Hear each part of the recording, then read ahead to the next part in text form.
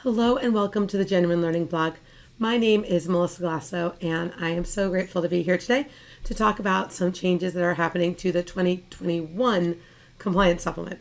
So as we anxiously await the issuance of the 2022 supplement, we're going to talk about some amendments OMB is making to last year's supplement.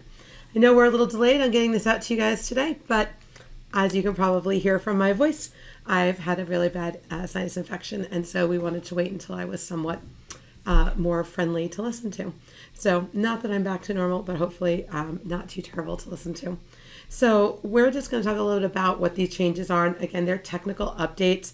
It was issued on April 8th. It was effective upon issuance, and it amends two different parts. It amends the 2021 compliance supplement, which was issued back in August of 2021, and then the addendum that was issued in December of 2021. And there are two key changes here. The first one is to provider relief funds. If you look in the 2021 compliance supplement, there is a special test and provision related to out-of-network patient out-of-pocket expenses. The Department of Health and Human Services has decided that for provider relief funds, this is no longer meaningful and has decided to remove the requirement.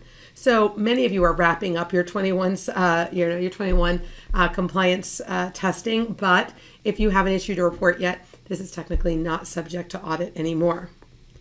Even more interesting, again, trying to amend the 21 supplement, is the changes to the coronavirus state and local fiscal recovery funds, also fondly referred to as SLRF. I'm not kidding, SLRF. And SLRF funds were given from the federal government either directly to certain sized municipalities, went to counties directly, cities directly, and some of it went from states to what we call non-entitlement units. And this was a massive amount of money. This is a very large part of the ARPA funding.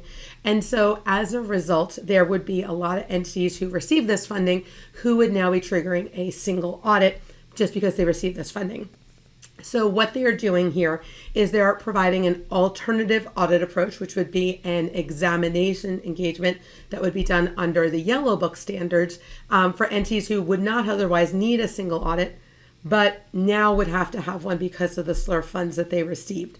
And so the goal here was to reduce the number of entities who need a single audit by about 10,000 entities that they estimate will be eligible for this. And so what they do here is they remove the requirement to undergo a single audit, and instead in Appendix VII, they add what they call the alternative compliance examination engagement that would be done under Yellow Book. And so this is an alternative to reduce the burden of a full single audit on both the auditee, as well as we're running out of single audit practitioners, right? We just have a shortage of people who could even do these things. Firms are maxed out with all of this additional federal funding. And so again, they're going to keep good stewards of federal funding, but offer it with a little bit of a simpler approach here. And so the Appendix VII is updated to add this as well. So they make two changes within there. The first one, obviously, to the section requirements, and then they update the appendix. So big areas, again, really late in the process. If you think about this in terms of some of these year ends, again, a lot of the June 30s have come and gone, but the 12/31s, et cetera, those aren't due for 9 months.